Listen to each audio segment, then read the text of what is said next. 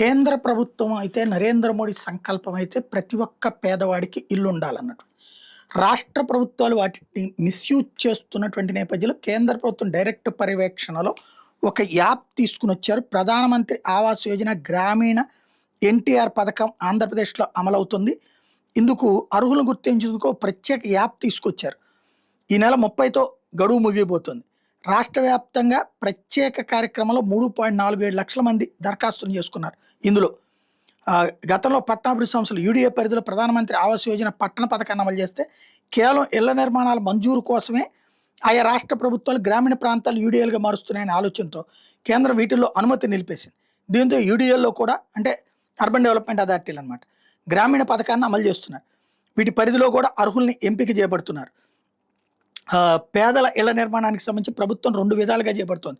సొంత స్థలం ఉండి అక్కడే ఇల్లు కట్టుకుంటామంటే వాళ్ళకి ఆర్థిక సాయం ఇస్తుంది, మంజూరు చేయబోతుంది. అదే సందర్భంలో స్థలం లేకపోతే గ్రామీణ ప్రాంతాల్లో 3 సెంట్లను కేటాయించి అక్కడ నిర్మాణం చేపట్టేందుకు ఇల్లుకి సంబంధించి లెక్క అనమాట. వాస్తవంగా దరఖాస్తులో మొదట అత్యంత పేదలకే ఇల్లు మంజూరయ్యేలా యాప్ని కేంద్రం నిజం చేసింది. యాప్లో నమోదైన వివరాల ఆధారంగా అర్హుల జాబితా సిద్ధం కాబోతుంది. ఒంటరి మహిళలు వితంతువులకి ప్రాధాన్యం ఇస్తున్నారు. రాష్ట్ర ప్రభుత్వం యాప్ ద్వారా నమోదు చేసిన వాళ్ళ వివరాలను కేంద్రానికి నివేదించబోతుంది. అక్కడ మరోసారి తనిఖీ చేయబోతున్నారు. తుది జాబితాకు అనుగుణంగా ఇది ఉంటుందన్నమాట. గ్రామీణ ప్రాంతాల్లో చేయబోతున్నటువంటి ఈ ఇంపాక్ట్కి సంబంధించి ఏదైతే ఆవాస్ ప్లస్ యాప్ అనమాట, మనం ప్లే స్టోర్లో ఆవాస్ ప్లస్ అనే యాప్ను డౌన్లోడ్ చేసుకుని దాంట్లో అప్లై చేసుకుంటే ఇల్లు లేని వాళ్ళకి ఇల్లు వస్తుంది.